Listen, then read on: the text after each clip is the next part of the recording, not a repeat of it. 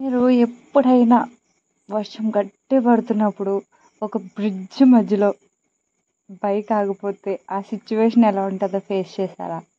నేను ఫేస్ చేశా.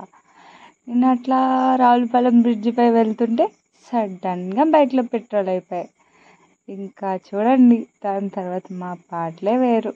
నెక్స్ట్ అప్పుడు మేము వెళ్తున్నప్పుడు గోదావరి ఫుల్ ఉండే 51 అడుగులు భద్రాచలంలో.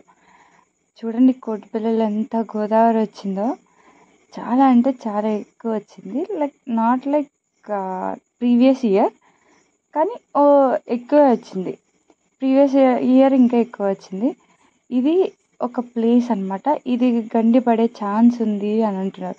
ఇన్కేస్ ఇది కానీ గండి పడితే చాలా మట్టికి కాకినాడ వరకు వాటర్ వెళ్ళిపోతుంది. అంత రిస్కీ. ఇది మా ఊర్లో గోదావరి వస్తే ఎంత అందంగా ఉంటుంది. ఏదేమైనా గోదావరి సైడ్ వ్యూస్ పాయింట్స్ బాగుంటాయి కదా, కానీ చాలామంది ఒప్పుకోరు. వాళ్ళకి కుళ్ళులేండి. అదే చేత్తో లైక్, సబ్స్క్రైబ్, కామెంట్ చేయొచ్చుగా, మర్చిపోద్దు.